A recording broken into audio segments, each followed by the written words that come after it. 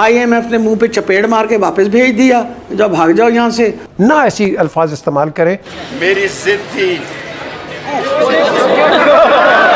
कि एक बंदा जो खुद को बैगर कहे पाकिस्तान के अंदर बैठकर, जो कहे कि मैं अगर किसी को फोन करता हूं तो वो ये समझता है कि पैसे मांगेगा, उसकी ऐसे इतनी रिस्पेक्ट कैसे हो गई? भारत के वजीर आजम ने ना हाथ मिलाया और ना एक दूसरे की तरफ देखे, कोई मुस्कुराहटों का तबादला हुआ। मुलाकात तो दूर की बात है। भारत में भी इस्लाम का परचम लहराएगा, ये इस्लाम का किला बनेगा। 70 साल यही झके मार मार के तो यहाँ पहुंचे हो आप। तो क्या हुआ अगर हमारे प्रधानमंत्री की पैंट खोल दी अमेरिका के एयरपोर्ट? हमें इंग्लिश में बात करनी है, वो हमें आती नहीं है, इसलिए हमें वो रिटर्न में चाहिए। एक लीडर होता है जो इन्फ्लुएंस करता है, वो बात करता है तो उसके वर्ड्स उसके अपने होते हैं। रिश्ते बहुत ज्यादा खराब हो चुके हैं, भारत और पाकिस्तान के बहुत ज्यादा खराब हो चुके हैं रिश्ते। पाकिस्तान और भारत के सरबराहान जो हैं वो किसी जगह पर इकट्ठे होते हैं तो मुलाकात की बाज़गश बहुत सुनाई देती है, लेकिन कहा जा रहा है कि ये खुद से कॉन्शियसली इस मुलाकात को जो है वो अवॉइड किया जा रहा है और आगे भी किया जाएगा।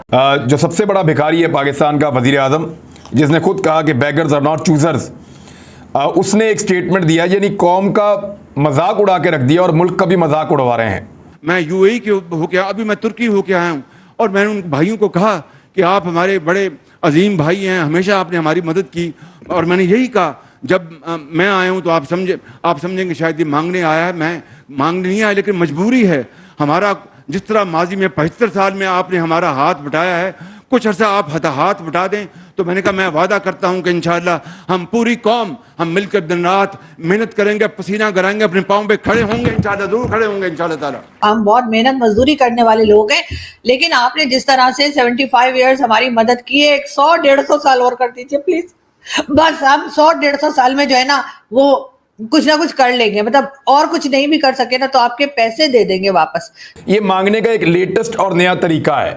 ये पाकिस्तान को कभी खुददार नहीं बनाएंगे, ये मांगने के नए नए तरीके ढूंढेंगे और कौम को इसी काम पे लगाएंगे। ठीक है ना, तो इस तरीके से जो है वो हम अपना मुल्क चला रहे हैं। हमारे पास ऊपर वाले का दिया और मांगा हुआ सब कुछ है, तो या उधार पे लिया सब कुछ है, ये कह लीजिए। और अब हमारी मईशत वहां पर खड़ी हुई है कि अगर चाहें बड़ी ताकतें तो पाकिस्तान को दिवालिया, खुदा ना खास्ता दिवालिया होने में कोई वक्त नहीं लगेगा। यानी IMF मना कर दे, सऊदी अरब मना कर, जाहिर है IMF, सऊदी अरब, UAE, ये 3 बड़ी ताकतें हैं। चीन इस तरह से पैसे नहीं देता कि दिवालिया होने से बचा सकें, उसने श्रीलंका को भी नहीं दिया, पाकिस्तान को भी वो हतमी दिवालियापन से उतना आगे नहीं जाएगा, इतना पैसा कैश नहीं देगा वो। इसमें कोई शक नहीं कि मुल्क की जो मईशत है तबाही के दहाने पे पहुंच खड़ी हुई है, पहुंच चुकी है, पहुंच गई है। डॉलर अपनी हद से तजावुज करके डबल सेंचुरी क्रॉस कर चुका है, रुपया मुसलसल तनज़्ज़ुल की जानिब जा रहा है, टेक्सटाइल इंडस्ट्री समेत कारखाने बंद होते चले जा रहे हैं, मजदूर को 2 वक्त की रोटी पूरी करना मुश्किल हो चुकी है। पेट्रोल और डीजल को 30 रुपए लीटर महंगा कर दिया गया,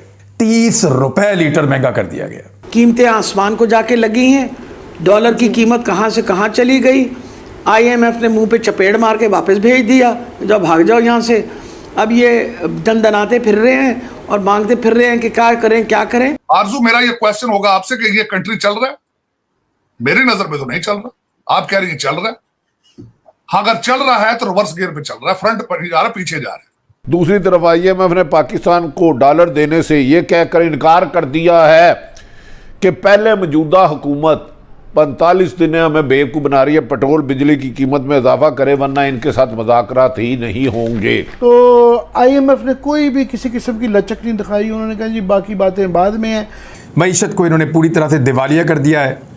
कुछ मुबैना इतलात के मुताबिक 3 आलमी अच्छे खासे बैंक हैं, उन्होंने पाकिस्तान की LC को तस्लीम करने से इनकार कर दिया। यानी पाकिस्तान दिवालिया होने की पहली सीढ़ी चढ़ चुका है मुबैना तौर पर। ये चीज़ें रिपोर्टें मैं देख रहा था। 1.5 महीने के लिए ज़्यादा से ज़्यादा आपके पास पैसे रह गए हैं तो डिफ़ॉल्ट होने से मुल्क बच गया है। डॉलर 205 के करीब पहुंच चुका है। आज एक खतरनाक खबर आई है कि इंटरनेशनल बैंकों ने पाकिस्तान के बैंकों की LC लेने से इनकार कर दिया है। इससे मुल्क की एक्सपोर्ट तबाह हो जाएगी और मुल्क खुदा ना खास्ता डॉलर जो आ रहा है वो भी ख़त्म हो जाएगा। इसका मतलब है 1 महीने में पाकिस्तान में पेट्रोल भी खरीदना मुश्किल हो जाएगा।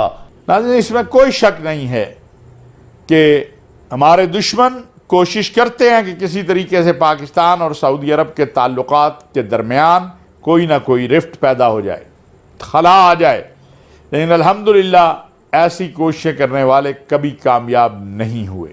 तो आप अभी भी चाहते हैं कि लोग क्योंकि आप एटॉमिक पावर हैं, लेकिन आपके ऊपर डॉलर गिरते रहे। इस तरह नहीं होगा। अब लोग जो है वो आप इस तरह करें, वो एटम से रोटियां पका के खाएं। और फाशिस्ट आपके नेबर में बैठा हुआ है मोदी, ये देखो उसने क्या किया है। हमें एक दूसरे से ये गुरेज करें ना, ऐसी अल्फाज इस्तेमाल करें, क्योंकि आप करते हैं सारे तो फिर वो निचले भी शुरू हो जाते हैं। और ये एडवांटेज कौन लेता है? हिंदुस्तान। चाइना से हम सपोर्ट मांग रहे हैं, भीख मांग रहे हैं, हम सऊदीया से मांग रहे हैं, हम दूसरे ममालिक से भीख मांग रहे हैं। इस वक्त हम मांगने वाले के तौर के ऊपर मशहूर हैं।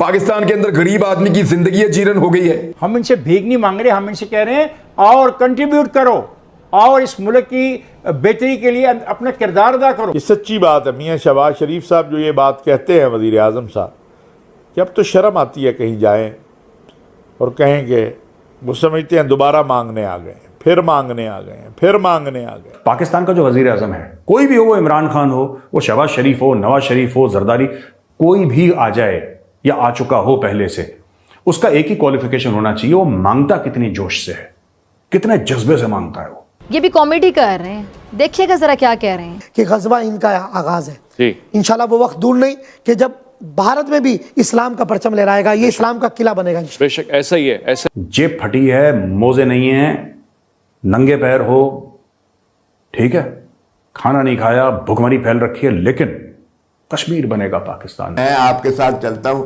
किस जगह हमला करना है, किस दफ्तर पे हमला करना है, किस गाड़ी को आग लगानी है, किस खंबे को तोड़ना है। अल्लाह खैर करे। 74 साल यही झके मार मार के तो यहां पहुंचे हो आप, गदागरों की तरह फिर रहे हैं। तुर्की में जाकर तकरीर करते हैं, आप समझेंगे मैं मांगने आया हूं, लेकिन बड़ी मजबूरी है जी। समझेंगे तो आप ठीक ही, लेकिन बड़ी मजबूरी है जी। सऊदी अरेबियन क्राउन प्रिंस कहता है क्यों यार को काम करो, तुम क्या ठूठा लेके आ जाते हो कशकोल लेके। पाकिस्तान को यह लगता है कि इज्जत जो है वो आने जाने वाली चीज है, इसमें ज्यादा इमोशनल होने की जरूरत नहीं। अगर हमारी बेइज्जती हो गई तो क्या हुआ? अगर हमारे प्रधानमंत्री की पैंट खोल दी अमेरिका के एयरपोर्ट पे, तो क्या हुआ? How does it matter?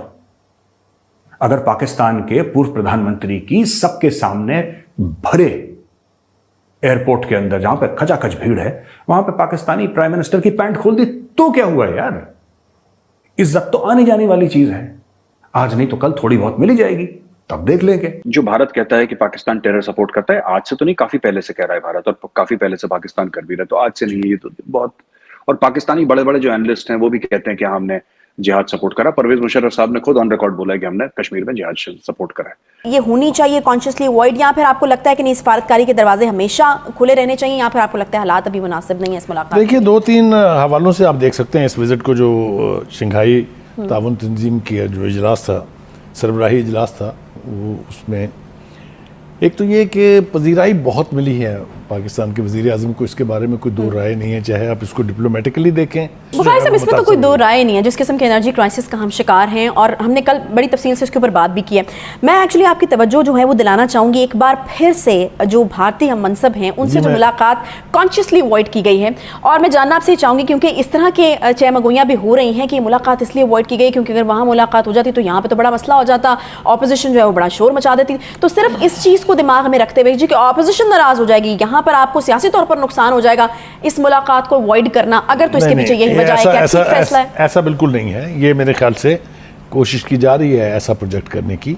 असल बात यह है कि कश्मीर जिस तरह आपने हड़प करवाया पिछली हुकूमत ने, उसके बाद से हिंदुस्तान की क़यादत के साथ बात करना बनता ही नहीं है जब तक के एजेंडा तय न हो जाए। जब तक भारत अपनी आमादगी जाहिर ना कर दे कि वो कश्मीर पर बातचीत करने के लिए तैयार है, उनके किसी लीडर के साथ नहीं बैठना चाहिए। आपने पिछले 1-2 प्रोग्राम्स जो हमने किए इस हवाले से कि आलू टमाटर प्याज जो है अगर दूसरी साइडों से आ रहा है, अफगानिस्तान से, ईरान से, तो भारत से भी आपने तो बड़ी इसकी हिमायत की थी, आपने कहा था आना चाहिए। मैंने बिल्कुल इसकी हिमायत की थी। मैं आपको उसकी मिसालें देता हूँ। देखें, आप इंटरनेशनल डिप्लोमेसी को समझें। चीन के साथ भारत का तनाज़ा है, एक जंग हो चुकी है बड़ी खौफनाक 1963 में, और आज तक वो बॉर्डर डिस्प्यूट तय नहीं हुआ है। स्किर्मिशेस होती हैं, पिछले साल भी हुई थी, लेकिन इसके बावजूद उनका ट्रेड का जो लेवल है, 2-वे ट्रेड का, वो $100 बिलियन तक है। और हम जो इतने बड़े दोस्त बनते हैं, वो समुंदर से गहरी, हिमालय से ऊंची, शहद से मीठी, लोहे से सख्त, उनका 10 से 15 बिलियन। अच्छा, तो अभी अगर मुलाकात होती और ट्रेड पे बात होती तो फिर ठीक था? नहीं, बिल्कुल भी नहीं। अच्छा सुनो, चैनल को सब्सक्राइब करो, उसके बाद घंटी बजा देना ताकि अगली वीडियो आपसे मिस ना हो पाए। Thank you.